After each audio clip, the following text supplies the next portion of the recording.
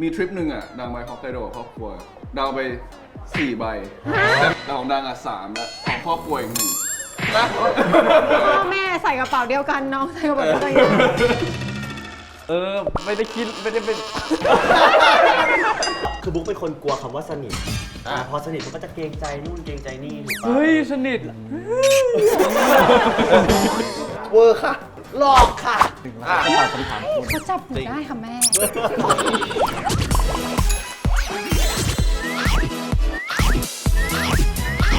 เป๊ปซี่มิชชวนกินไก่วิชเจมนายโฟน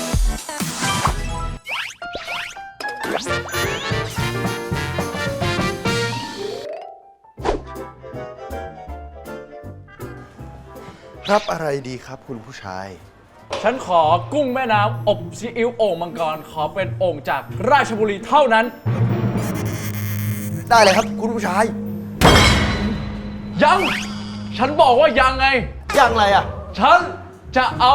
ยำองุ่นเนื้อปูเผ็ดมาก ปูก้อนใหญ่ ไข่ตุ๋นพุดดิ้ง ปลากุเลาเค็มตากใบ ขอมาพร้อมคาเวียร์สดๆ เท่านั้น เนื้อย่างกรอบ ไม่กรอบ ฉันไม่กินแจ้งว่ากุ้ง ขอกุ้งสดๆ จากทะเลเท่านั้น ๆ ไม่สด ฉันไม่กิน ได้ครับคุณผู้ชาย เรื่องมากนักนะ ฉันได้ยินนะฮึแล้วอาหารฉันอะได้หรือยังทำไมช้าแบบนี้ ได้ครับเพิ่งสั่งเมื่อกี้ก็จะไปได้เร็วขนาดนั้นมั้ง ฉันจะไม่ทน ช้าแบบเนี้ยฉันจะไม่จ่าย ลูกคุณลูกค้าเป็น ฝรั่งเหรอครับ พูดไม่ชัดไม่เป็นไรนะครับเฮ้ยครับ อย่ามาล้อฉันนะ ขอโทษนะครับ คุณลูกค้านั่งลงก่อนนะครับใจเย็นครับใจเย็นครับ นี่นะครับเครื่องดื่มที่จะทำให้คุณลูกค้าใจเย็นลงได้นะครับแป๊บนึงนะครับผมขอด้วยนี่ดื่มเป๊ปซี่เย็นๆสักแก้วเนี่ยรับรองว่าคุณใจเย็นลงขึ้นแน่นอนครับชนครับคุณลูกค้า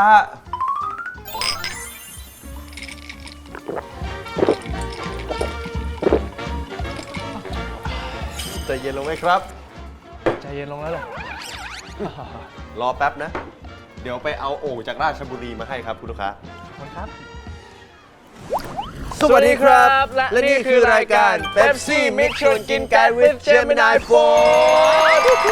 วันนี้ EP ที่ 3 แล้วนะครับ ใช่ครับ EP ที่ 3 แล้วจะธรรมดาได้ยังไงมิตรชวนกินของเราวันนี้บอกเลยว่าเป็นมิตรเองที่ผมก็ไม่คาดฝันเหมือนกัน ว่าเขาจะมารวมตัวกันได้ น้ำตาลเครื่องเทศสารพัดของกุ๊กกิ๊กทั้งหมดคือเครื่องปรุงที่สรรหามาเพื่อการรวมตัวของ 4 หนุ่มสาวสมบูรณ์แบบ ผมขอนิยามพวกเขาว่า ว้าวว้าวว้าว มิตรแท้แม่ไม่รู้ อย่าว่าแต่แม่ไม่รู้ผมเองก็เพิ่งรู้เหมือนกัน มิตรคนแรกนะครับ เขาคือหนุ่มหล่อ สูง ยาว เข่าดี นี่ เจ้าของฉายา สู้กล้องแต่กล้องสู้กลับ ต้องนัทชัย โอ้โหอันนี้สวัสดีครับดาราดัง นี่เอ้ยนี่ผมมาแทรกกลางคุณเลยเหรอ ดีแล้วครับ อันนี้ ให้มันอยู่ห่างกันบ้าง อ๋อให้ห่างกันบ้าง มิตรคนที่ 2 ของเรา ก็คือชายหนุ่มจากเมืองเหนือ ก็คือ สุภาพ น่ารัก ผู้มีดนตรีในหัวใจ เข้าตังคารวัตโอ้ หายใจครอบไปเลยนะครับผม สวัสดีครับ สวัสดีครับ สวัสดีครับ สวัสดีครับ สวัสดีครับ มิตรคนที่ 3 นะครับเขาคือหนุ่มหล่อหน้าละมุน ใครๆ ก็ว่าน่ารัก แต่ใจรักความเท่ ปุ๊กกสิเด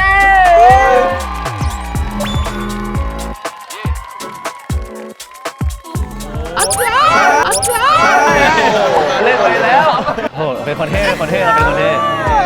เราเป็นคนเท่เท่กี่โมง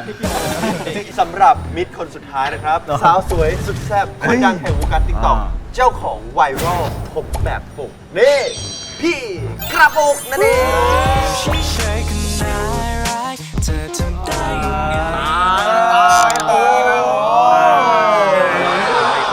วันนี้เนี่ย เนี่ยร้านที่พี่พามาเนี่ยเก๋มากอยากรู้เลยว่าข้างในจะเป็นยังไงใช่ไหมครับเจมินาย ใช่ครับ งั้นเราเข้าไปเลยไหมครับ ดีเลยครับ ร้อนเพราะอะไร ร้อนแล้ว ไปเลยไป หิวแล้ว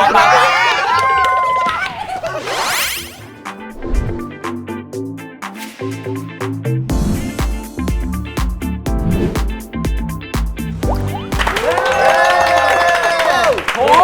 มันนั่งตัวปุ๊บเนี่ยผมขอสั่งก่อนเลยเจมินาย นั่งโต๊ะปุ๊บขอสั่งเป๊ปซี่ก่อนเลยจ้า เพราะว่าอะไรรู้ไหมครับ ครับ เพราะว่ามิลสเปเดอร์วิสเ e ปซี่นะครับมื้อไหนก็อร่อยถ้ามีเ e ปซี่นะครับต้องมาใครเอาเ e ปซี่ไม่มีน้ำตาลนะครับ ไม่ เอา มี ไม่เป็น น้ำตาล ตาล ค่ะ งั้นผมเอาธรรมดา ได้เลย ทุกคนพร้อมหรือยัง พร้อม พร้อมแล้วครับ ค่ะ ถ้าพร้อมแล้วก็อัดโชว์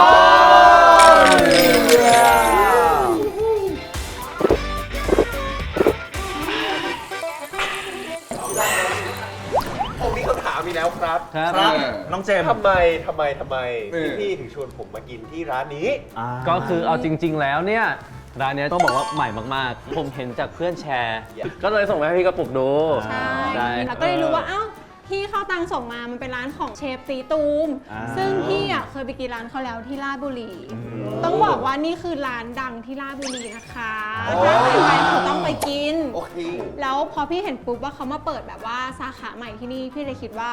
ไม่ได้ละ ต้องมา เพราะว่าเขาต้องรวมแบบว่าของดีที่ราชบุรีอ่ะมาเป็นฟิลแบบว่าไฮฟิวชั่นอ่ะพี่ว่ามันต้องเลิศแน่ๆ ก็เลยชวนทุกคนมาร้านนี้ไง โอ้นี่ข้อมูลแน่นจริงๆนะ แน่น อยากจะไป อยู่แล้ว ราชเลย ร้านอะไร ราชเทวี ราชเทวี เนี่ยแล้วพี่อยากรู้อะไรไหมครับ ครับน้องโป๊สรู้ ยัง ว่า ไง อะไรครับ ร้านนี้นะเขาอยู่ในแคมเปญเ e ปซี่มิตรชวนกินด้วยนะ เป็นแคมเปญที่เ e ปซี่ชวนมิตรสหายนะครับ สายกินทั้งวงการมาแนะนำของอร่อยประจำแต่ละคนนะครับผม อร่อยชัวร์คอนเฟิร์ม ยิ่งสายคอนเทนต์แบบพวกเราจะพลาดได้ไงอาหารนี่คือสวยไปหมดเลย แล้วก็ถ่ายรูปลง IG Story แล้วยิ่งแบบกว่าจะรวมตัวกันได้นะ ใช่ ต้องโชว์ร้านเด็ดๆสักหน่อย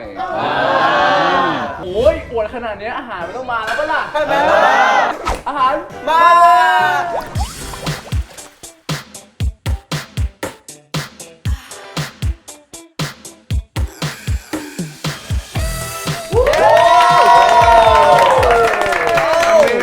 โอ้โห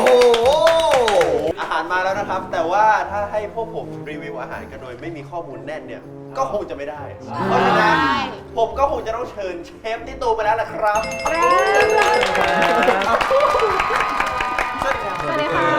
สวัสดีครับ เชฟ เกริ่นก่อนว่าเป็นคนราชบุรีนะคะ เราก็เลยมี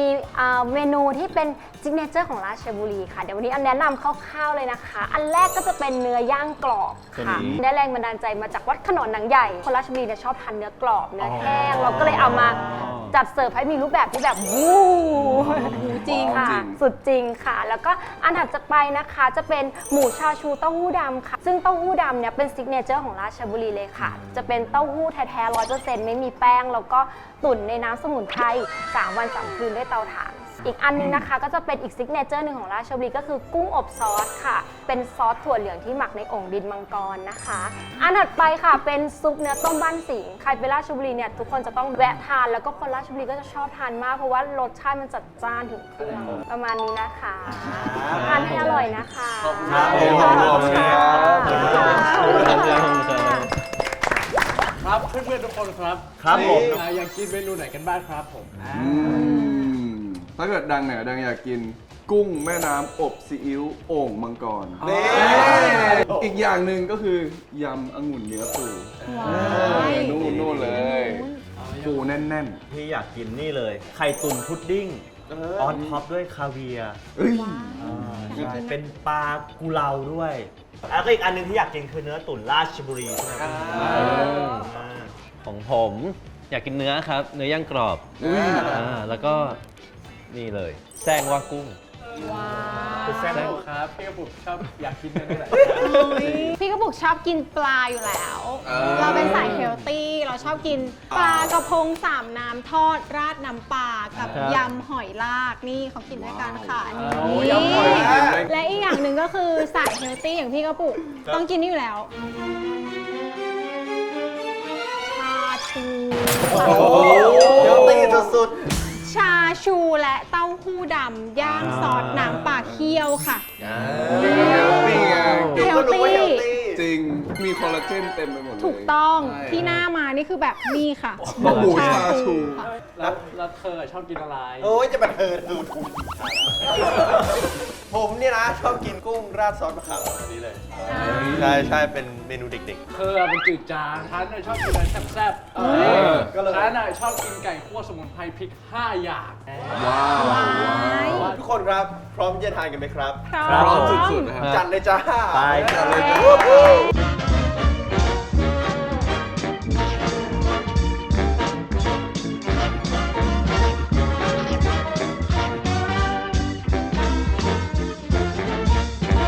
อร่อยมาก อันนี้อร่อยฮะ บอก หมูชาชูดีมากอร่อย ได้ข่าวว่าพี่เข้าตังเนี่ยกับพี่บูมเนี่ยสนิทกันได้ข่าวมาว่าอีกด้วยว่าไปเดินตึกแดงด้วยกันจริงหรือไม่ ใช่ เมาเข้าตังช็อปเก่งมากนะ ใครเมา เมาโบ๊ทแต่เขาตังช็อปเก่งมาก พี่เดินอยู่ประมาณครึ่งชั่วโมง ยังไม่ได้ของเลยเขาตังมา3 นาทีเดินผ่าน เฮ้ยบุ๊กตัวนี้แม่งสวยว่ะเพื่อน เอาเหรอ ได้เลย แต่ยังไง แต่ ผมเนี่ยจะเห็นพี่ดังพี่ข้าวตางแล้วก็พี่บูมเนี่ยทำงานด้วยกันมาก่อนแล้ว แต่ว่าไม่เคยเห็นพี่ใหญ่พี่คนสวยพี่กระปุกทำงานกับพี่ใหญ่ พี่อยากใครวะ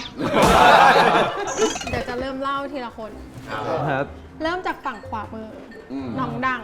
คือจริงๆ เจอกันแล้วแบบพวกเอาติ้งหรือตามงานเจอ แต่ว่าแบบว่าไม่ค่อยได้คุย มีไปคุยกันเยอะๆ ตอนเล่น MV ของพี่ดัง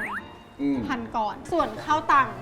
ครับ อันนี้พีคเราเจอกันเรื่องต้นหนชลทีตอนที่กู่ท ใช่ ำ ครั แล้ บ วพี่กู่เขาชอบทำแบบว่าซีรีส์เป็นฟิลแบบตบตีแย่งชิง อ่า แล้วจะมีซีนหนึ่งนี่พี่กูบอกว่าซีนเนี้ยต้องเอานัดสาดหน้ากัน ประเด็นคือเราก็นัดเราก็เตรียมกัน เดี๋ยวเข้าตังสัดใส่ตรงคอพี่ตรงนี้นะ อืม หน้าพี่จะได้ไม่ต้องเปียก ครับ แล้วเดี๋ยวพี่อ่ะก็จะสัดเข้าตรงเสื้อเข้าตังเราติดไว้เลย พี่กูวอลมาเลยต้องเข้าหน้า กล้องภาพมันไม่ได้ ถ้ามันไม่เข้าหน้า ก็ถ่ายไหม นี่ก็ตังก็เลยใจดีสาดให้ไม่โดนหน้าพี่กระปุก โบง ก็คือ คอนแทคเลือดเลยค่ะ ก็คือถือเป็นซีนในตำนานเหมื เป็ อน น ซี กัน ในตำนาน แต่ ใช่ ก็ ครับ สนุกก็คือเทคเดียวจริงๆน้องก็คือตรงเป้าสุดๆ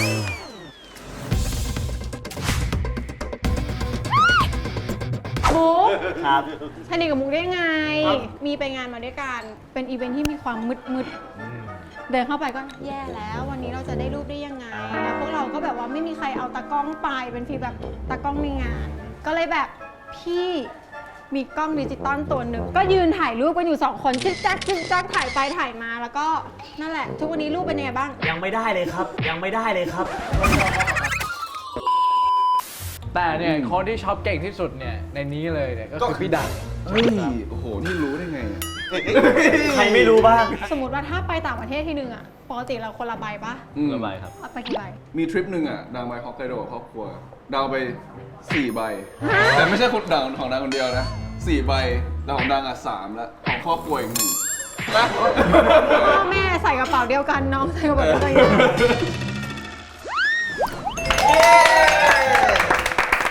พี่ทุกคนครับ ครับ มารายการนี้ทั้งทีเนี่ยจะไม่เล่นเกมก็ไม่ได้ เดี๋ยวเราเนี่ยจะไปเล่นเกมกันดีกว่า กับเกมที่มีชื่อว่าจริงหรือรอง กติกานะครับคือเล่นทีละคนรายการจะสุ่มการ์ดมาให้นะครับและแต่ละคนเนี่ยต้องอ่านเรื่องราวในการ์ดและสืบสวนความจริงจากเจ้าของเรื่องนะครับ พร้อมทายว่าข้อความในการ์ดเนี่ยเป็นเรื่องจริงหรือเรื่องหลอนนะครับ ผู้ที่ตอบผิดเนี่ยมีบทลงโทษนะจ๊ะมาโอน้อยออกกันเถอะไปชุบนี่ พบอัจฉริยะด้านความจ อ่า ำเข้าตังธนวัฒน์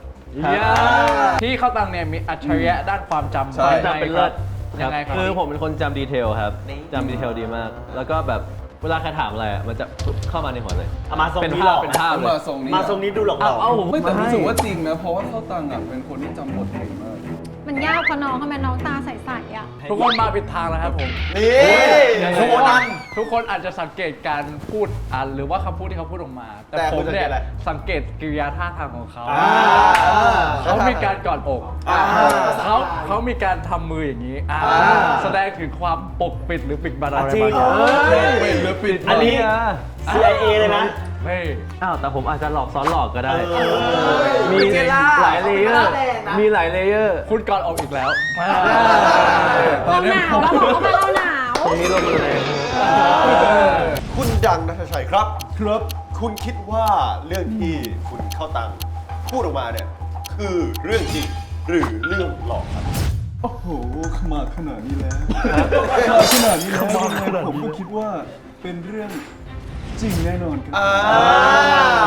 สรุปว่าเรื่องนี้คือเรื่องจริง เรื่อง ห จริง รือเรื่องหลอกครับ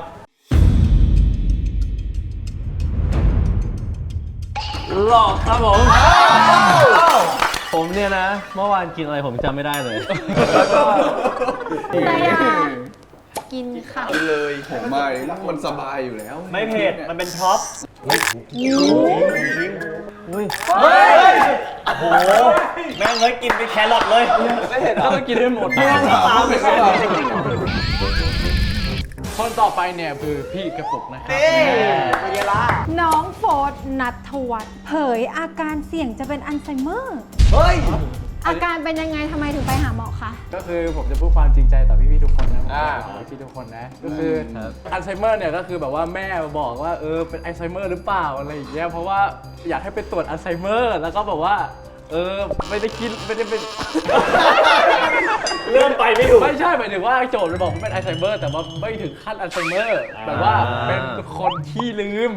อะไรรู้ไหมอันเนี้ยเล่าให้ฟัง เอาครับ ยังไง ไม่มองตาพี่ด้วย มองตาพี่ด้วย ก็คือลืมแบบว่า มองตาเลย ไม่ต้องคนดูคนเดียวดูเต็ม ไม่ถ้าอีกเวนึงนะ น้อง acting เหมือนว่าแบบมันไม่ใช่เรื่องจริง ไม่ผมลืมทุกอย่างจริงๆ เอ้ยเจะมีนายช่วยพี่หน่อยเร็ว เรื่องจริงปะ คือเรื่องจริง อันนี้คือเรื่องจริง แล้วคิดว่าเขาจะเป็นอัลไซเมอร์ปะ ไม่ขนาดนั้น ไม่ถึงอัลไซเมอร์แต่ว่าเวลาที่ไปกองอะไรอย่างเงี้ยเขาจะ เล่าเหตุการณ์ให้ฟัง ชอบโทรหา เฉ แม่ ยๆเล่า ใช่ อันนี้คือเรื่องจริง และพี่กระปุกคิดว่าเรื่องนี้คือเรื่องจริงหรือเรื่องหลอกครับ ไม่บอกค่ะ เรื่องนี้คือเรื่องจริงหรือเรื่องหลอกครับ เรื่องหลอกครับ แต่เวลาไปกองอย่างเงี้ยโค้ชจะชอบลืมของแล้วให้แม่วนรถ ใช่เลยชอบลืมของอันนั้นลืมจริงไงใช่ไหมล่ะ เจมินี่ โอเค เราจะช่วยนายเอง ชาวเน็ตอึ้งกระปุกพลอยนิรา ตั้งชื่อตัวเองขณะขับรถ What คืออะไร ไม่ทุกคนรู้ป่าวว่าตอนแรกเราชื่อว่ากระปุกพัชราทับทอง แต่ว่าเมื่อประมาณกันยาตุลาพี่ไปเปลี่ยนชื่อเป็นกระปุกพลอยนิราหิรันทวิสิทธิ์ เพิ่งเปลี่ยน แล้วชื่อนี้พี่แต่งเองขึ้นมา ทำไมถึงรู้สึกว่าอยากเปลี่ยนชื่อครับ ก็พี่ขับรถอยู่ แล้วพี่ก็ติ้งขึ้นมาพลอยวิพลอยนิดาพลอยนิราก็ถามไปหาแม่ว่าอุ๊ยเพราะน้องพลอยนิราพี่ก็เลยไปเปลี่ยนชื่อเลย ฮะ แค่นี้เล มัน ย ง่ายอย่างนั้นเลยเหรอครับ ไม่ต้องไปดูนู่นนี่นั่นมูเตลูดูดวงอะไรไม่ต้อง ก็ดูแล้วก็ชิ้นนี้มันได้ ดูไปแล้วได้ด้วย อืม เวอร์ค่ะ หลอกค่ะ พี่ให้ตอบอีกทีนึง หลอก พี่ไปเปลี่ยนชื่อก่อนที่พี่จะมาเล่นติ๊กต็อกแล้วถ้ามันไม่ปังแล้วพี่จะมาเปลี่ยนชื่อเหรอคะ เขาพยายามหลอกล่อคุณให้เปลี่ยนคำตอบ เพราะฉะนั้นคุณอย่าไปหลงกลเขา คุณฟังผมเมื่อกี้เนี่ยผมจับสีหน้าเขาอีกแล้ว ผมเนี่ยอ่านหนังสือจิตวิทยามา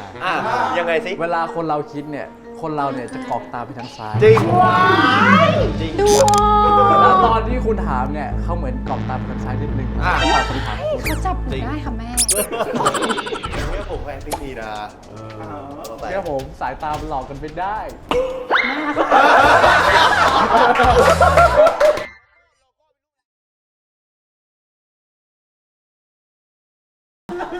ถ้าตาอย่างนี้แปลว่าไงจริงใจไหม จริงใจ และเรื่องนี้คือเรื่อง เรื่องจริงค่ะ ค เขาพยายามหลอกล่อคุณให้เปลี่ยนคำตอบ เพราะฉะนั้นคุณอย่าไปหลงกลเขา คุณฟังผมเมื่อกี้เนี่ยผมจับสีหน้าเขาอีกแล้ว ตากอกซ้าย ก็สิอ่านหนังสือเยอะไปหน่อย ซ้ายขวา อาจจะมาเป็นเรื่องจริง แต่คือก่อนหน้าที่จะคิดชื่อเองอะคือตอนนั้นนะพี่อยากเปลี่ยนชื่อ แล้วก็คือแบบเหมือนไปทักหาอาจารย์ คืออันนี้เขาเรียกว่าผลรวมเลข เขาจะบอกว่าชื่อเราอะควรได้เลขเท่าไหร่นามสกุลควรได้เลขเท่าไหร่วันนั้นพี่ขับรถอยู่อันนี้เรื่องจริงนะถามแม่ได้ อยู่ดีพี่พูดมาว่าพลอยนิแล้วพี่ก็พลอยนิดาพลอยนิดาพลอยนิตาแล้วก็บอกแม่ว่าพลอยนิดาเพราะเนาะแล้วพอถึงบ้านอะพี่ส่งชื่อนี้ไปให้หมอนี่คือเลขอะไรคะเขาบอก 42 คือพอดี พอดี ไม่เป็นไร เจมินายเนี่ยเป็นคนไม่กินเผ็ด เฮ้ย ผมเนี่ยจะช่วยเจมินายกิน เฮ้ย เฮ้ย เอาไปเลยเพื่อน เฮ้ย ขอบคุณมากเพื่อน เรารัก น่าน าย รักจริง เอาเลย ๆทั้งเม็ดทั้งเม็ด สบาย เฮ้ย นี่ถือว่าตึงอยู่ เข้าตาม ของผมนะครับลือสนั่นเจมินายนารวิช ถูกอุ้ม อุ้มยังไง ครับ ถูกใครอุ้มครับ ผมถูกอุ้ม เพราะว่าตอนนั้นเนี่ยผมไปเที่ยวที่ฮ่องกงใช่แล้วไปเที่ยวกับครอบครัว ตอนนั้นผมทำแท็บเล็ตตกใส่เท้า ตรงนิ้วโป้ง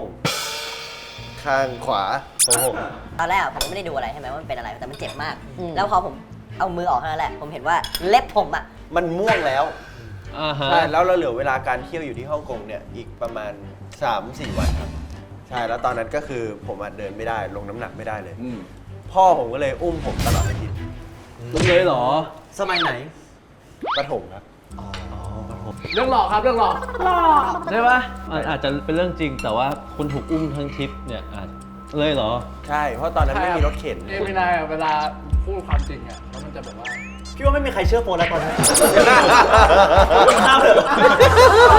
นี่ก็ดังครับ ครับ เจมินายพูดความจริงหรือความหลอกครับ ความหลอก ตอบว่าความหลอกครับ อ้าว มันมีเรื่องจริงอยู่ในนั้น แต่ไม่จริงทั้งหมด และเรื่องนี้คือเรื่อง จริงครับ จริงครับ จริงครับ เย้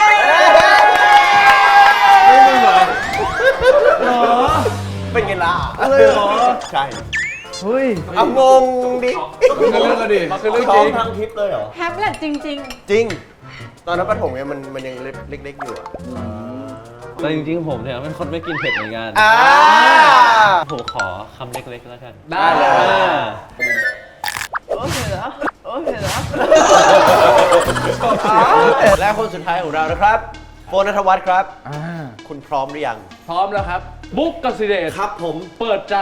สนิทคนแปลกหน้าง่ายกว่าคนใกล้ตัว อ้าว เป็นยังไง คือบุ๊กเป็นคนกลัวคำว่าสนิทพอสนิทมันก็จะเกรงใจนู่นเกรงใจนี่ถูกปะ เฮ้ย สนิท คือเป็นคนแบบว่าถ้าสมมติสนิทแล้วเนี่ย คือเราแบบกลัวว่าความสัมพันธ์มันจะลึกเกินไป ก็มีความเป็นไปได้ อันเนี้ยพี่พูดความจริงแล้ว เอ้า คุณเอาอะไรมามั่นใจ ผมรู้ว่าเขาพูดความจริง ดูจาก แฮปปี้วีคเอน เขาไม่หลบตาใครเลย ๆ เราว่าจริง จริง อ้าวโรสพี่ก็บอกมองว่าจริงนะ ก็จริงไง ที่ให้โอกาสเปลี่ยนคำตอบ เปลี่ยนว่าหลอกผมเป็นว่าหลอกจบแล้วผม และพี่บุ๊คครับ ครับ เรื่องนี้คือเรื่องจริงหรือเรื่องหลอกครับ เรื่องจริงครับ อาจารย์เอาไปเลย ก็เหมือนที่เล่าแหละ คือแบบว่าบุ๊กก็เป็นคนที่แบบว่า เหมือนถ้าสมมติใกล้จะสนิทแล้วอะเป็นคนขี้กลัวไม่รู้ทำไม กลัวแบบเราจะให้ใจเขาไปแล้วแบบเสียใจอะไรเงี้ย ใช่ เราจะเป็นคนที่แบบชอบเข้าไปคุยกับคนแปลกหน้า ไม่รู้ทำไมนะ ชอบ make friend ใหม่ๆอะไรอย่างเงี้ย วันนี้เขาเลยคุยกับเราเยอะตั้งแต่เดินเข้ามาฟุกคุยกับพี่ไม่หยุดเลย เป็นคนอย่างนั้นเป็นคนอย่างนั้น ใช่ และครั้งนี้นะครับพี่บุ๊กชนะผมเลย อ้าวงี้โค้ชเขาต้องกินปะ ไม่พร้อมแล้วล่ะ พี่กินด้วย พี่อยากรู้ ไม่ ควา เป็ ม นไร เผ็ด ผมไปกินเอง พี่อยากกินด้วย พี่อยากกินด้วยทน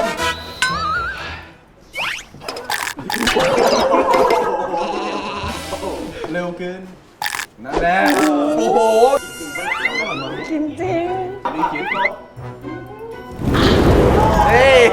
เป็นไงพี่ชาย มาช้าแต่มาแน่ นี่เนี่ยล่ะ เพราะฉะนั้นโชว์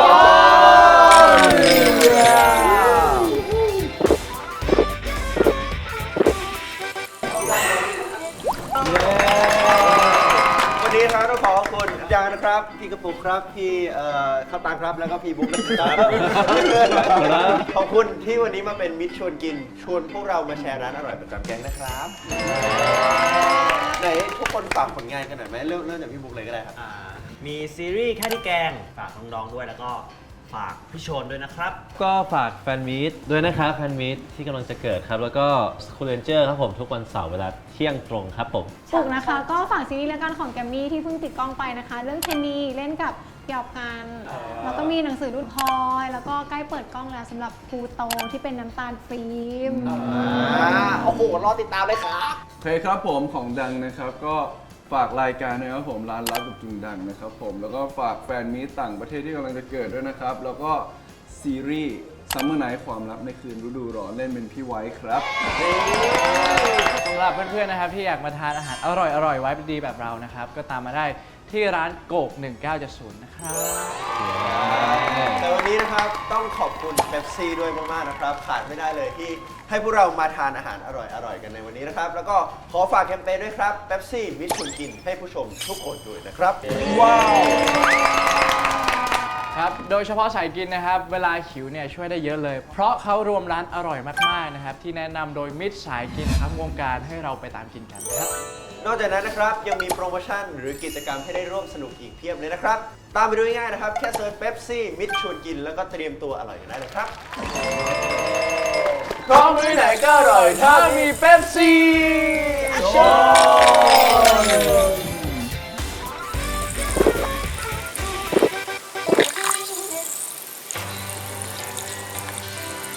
ทำไมเชฟสวยขนาดนี้ครับ อันนี้ถามเรื่องอาหารถามเรื่องอาหารมีอยากถามเรื่องนึงครับ แล้วว่า ค่ะ เชฟมีแฟนหรือยังครับ โทษ กระสีบุกสายบุก เชฟชอบเด็กไหมครับ ชอบผู้หญิงไหมคะ ไม่เป็นไรเชฟเดี๋ยวผมพากลับบ้านเองครับ